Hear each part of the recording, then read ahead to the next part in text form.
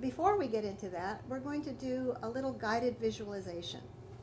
I'm sure most of you have experienced guided visualizations and know that there's no proper way to do it, that all you need to do is follow some of my guidance and see what appears in your imagination. So in your imagination, everything is possible and everything is just the way it is for you. So the subject of this is going to be, we're going to do some sense perception. We're going to explore our senses in a very simple way. So what I'd like you to do is just arrange your posture so you're comfortable. And then close your eyes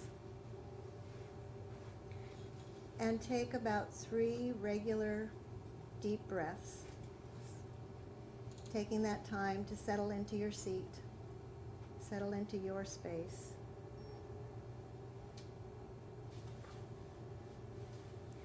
We're going to go on an imaginary excursion. So I'd like you to picture yourself in a place in nature that is peaceful and calm, a place where you might go to feel refreshed, safe, and at ease. It may be a familiar place, someplace you go often. It could be close to a body of water or a place in the forest, or it may be your own backyard, a place where you can go and refresh yourself. If you find yourself indoors and that place is safe and secure, that's fine also. Allow yourself to experience whatever comes forward. So first, I'd like to give you a chance to just look around and notice, with your eyes closed, your own way. Look to the left, look to the right, even glance above. See what lies above your head. Notice how the space is filled up. What colors are you attracted to? What objects? They're objects of nature or man-made objects. Notice if you're surprised by anything that you see. And take just a moment to appreciate what you've created around you.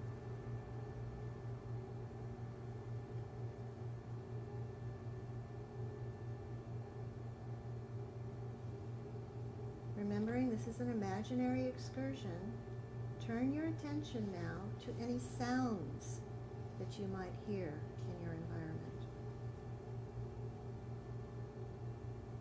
It may be something very simple,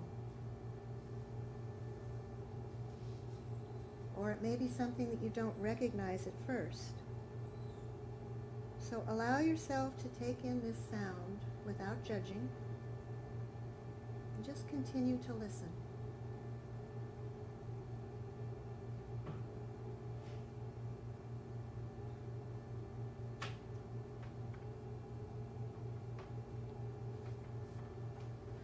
If you are finding silence, that too is affecting your sense of hearing.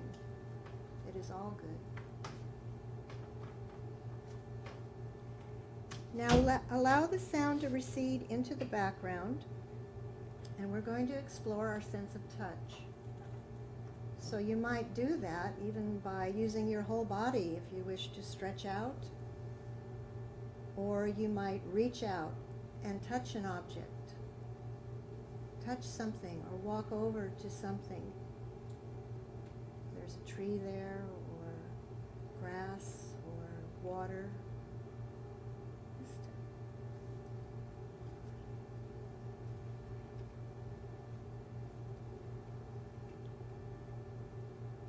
Notice the texture, the contours.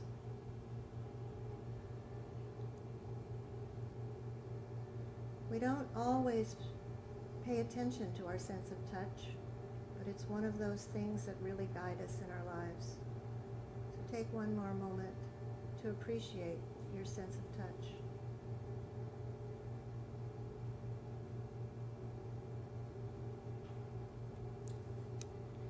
And as you become more relaxed, you can sit back, and now we're going to explore your sense of smell.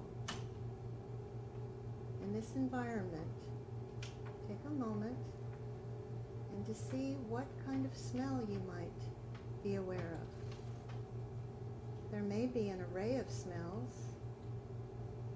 See if you can identify one. Something that's familiar or something that's not familiar. It may take a moment to recognize it for what it is.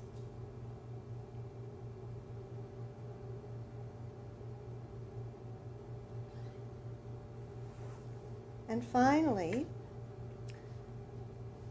you begin to feel a sensation of your mouth watering. Take a moment. You know what that feels like when your mouth starts to water. You may even feel the need to swallow or to move your tongue around. I want you to sense your imaginary appetite and choose a fruit or a food that you would like to take a bite of.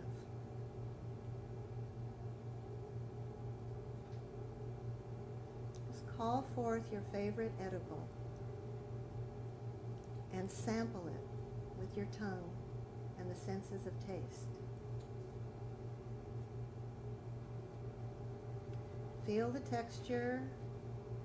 Notice if it's juicy or dry, sweet. Maybe it's sour, or maybe it's a combination.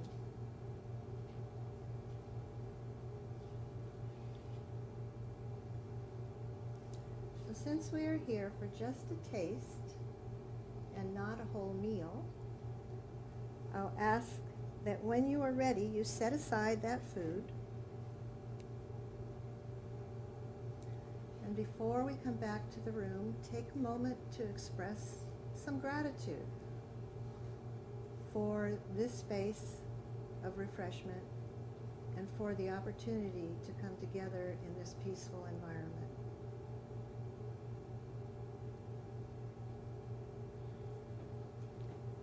And when you're ready, come back to the room and open your eyes.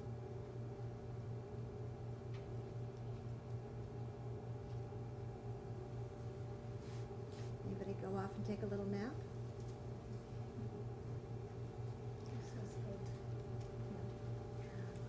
So I'm curious if anyone would like to share just a few things, like what was the sense that was most activated, most vivid for you?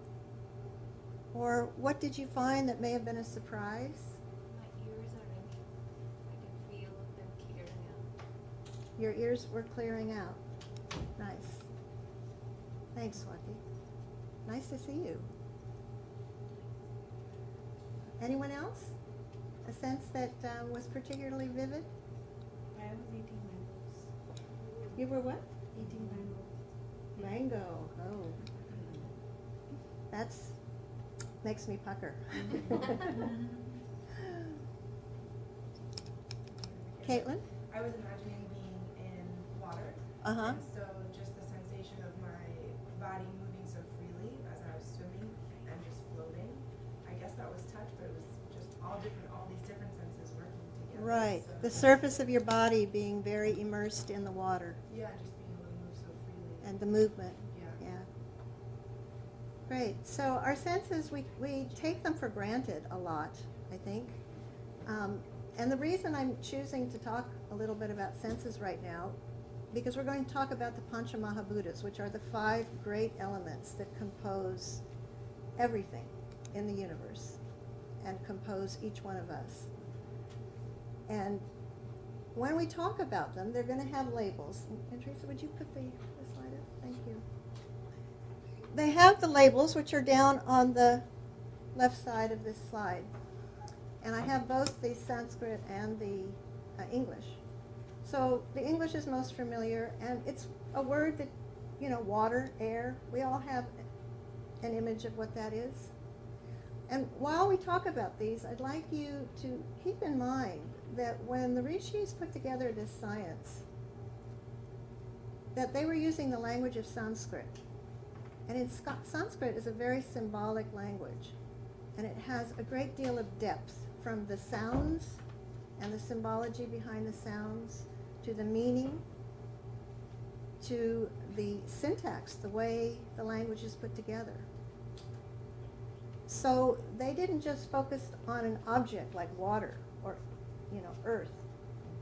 There was a whole set of qualities, a whole experience that was attached to this element, a whole function that it served in creating this world, this universe that we live in.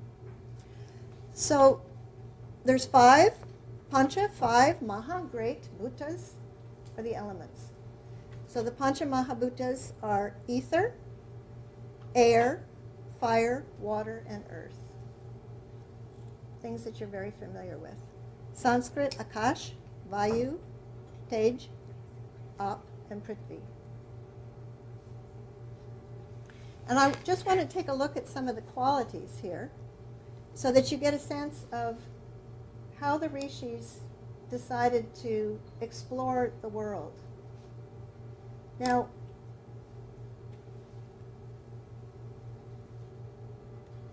let me just step back. In Ayurveda, there are 4 areas that, when we focus on health, there are 4 areas that we explore. The body, the mind, the senses, and the soul, lest I forget the soul. There's actually a 5th one, which is the social world, the behavioral world. But that's slightly different. That's not in the realm of these 5 elements. So in Western medicine, there's a lot of focus. We focused on the mind and the body, and recently Western medicine is starting to acknowledge the importance of spirit in health. But there's not that much focus on the sense intelligence. This is one area that Ayurveda has developed. It's a very key element in describing how we interact with our world, how we moderate between the external world and the internal world. So these elements exist both externally and internally.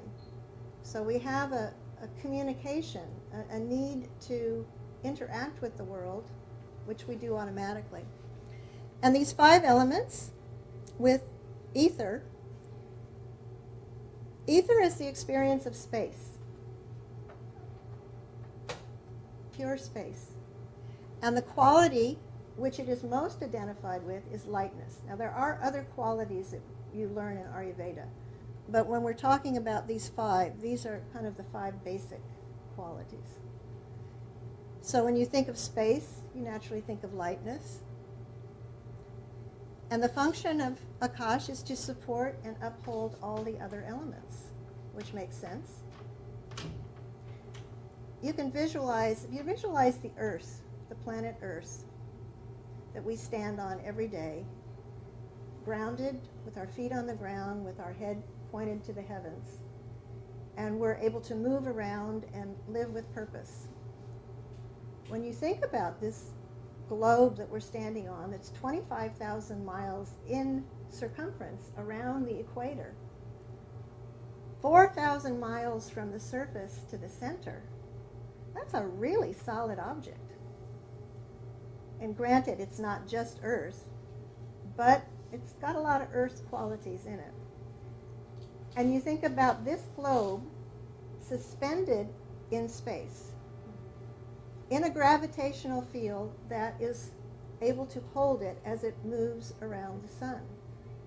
But if you close your eyes and visualize, what is this space that can hold such a huge object, and all of us on it. That is the power of space, to contain, to uphold all of the elements. It's pretty mind-boggling. Okay, so, and the sense that's associated with Akash is hearing, because sound travels through space. So we're just going to refer to that lightly today, because there's ever so much more to learn about how this all works together. The second element is air. And in space, there is a need for movement. The movement of air starts happening. And the quality associated with air is dryness. And the vayu, or air, is responsible for all movement in our bodies in the universe. It's a very pervasive element. Recently, I've been studying Vedic astrology, so I'm learning more about mythology, Hindu mythology. And the god Vayu is very powerful and all pervasive.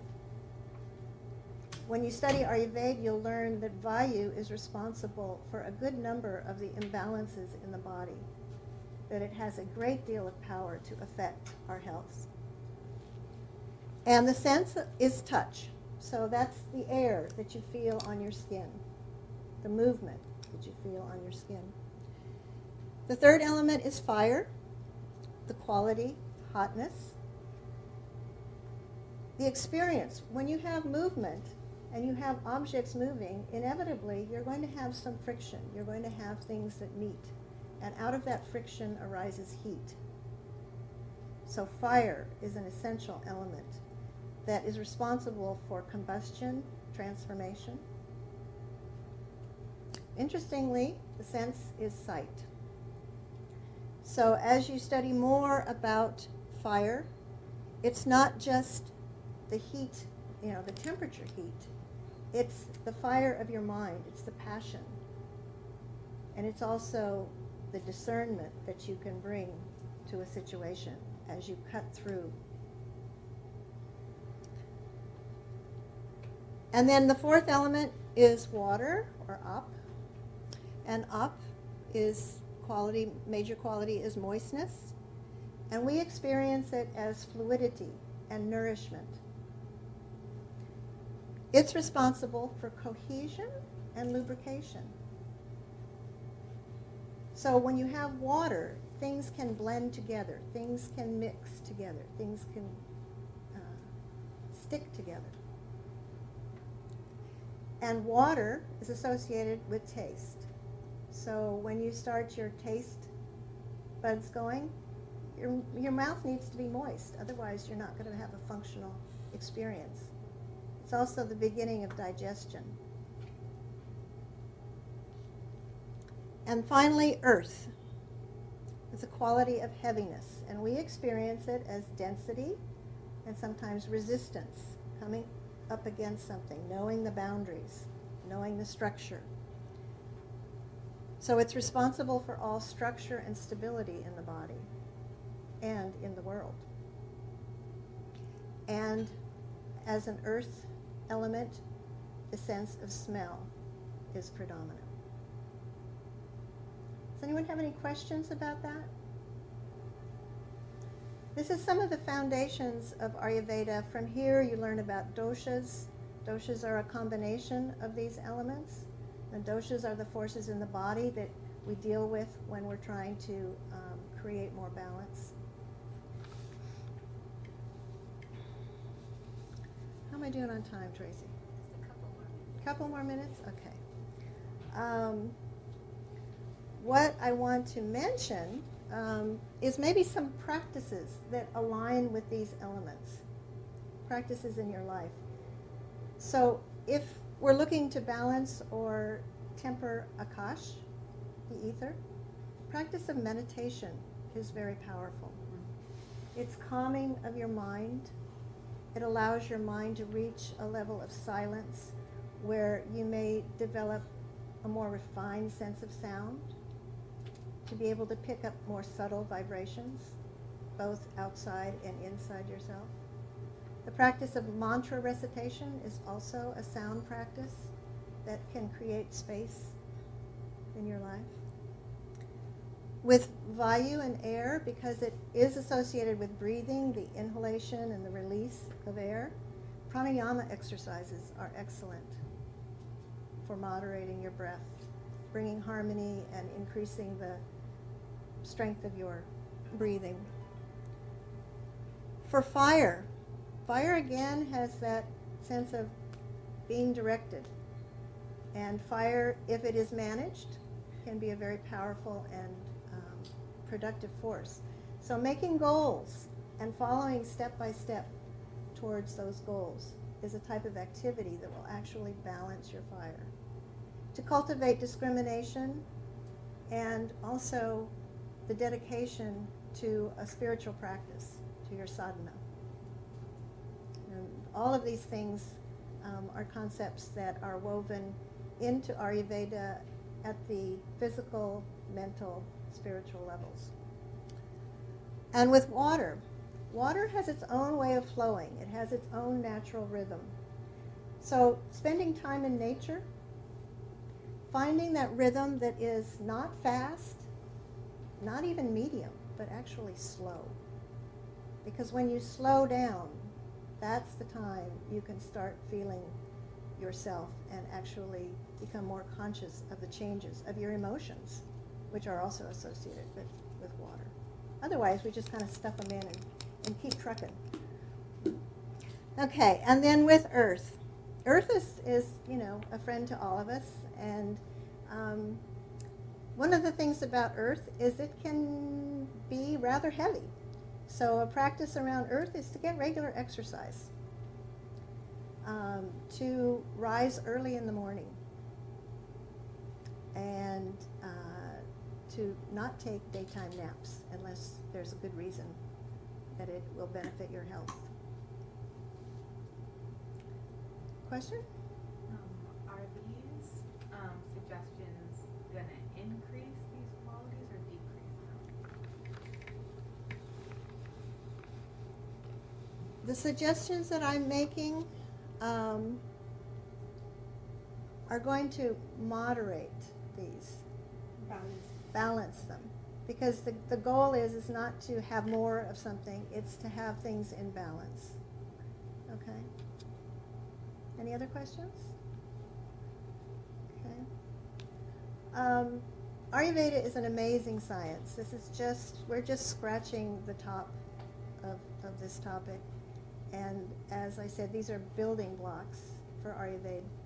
And it's where we started in our 2-month course. And we went from there. And you can see what these natural components, if you think that they exist all around us and they exist within us, when we think about using food or herbs for healing, it's natural that those substances are going to resonate with the body and that they can be used for healing in the appropriate amounts, at the appropriate times, in the appropriate combinations. There's a lot of things that you learn about what is appropriate and what is conducive to healing. So on that note, I think I'm going to turn it over to the next speaker. And thank you for your kind attention.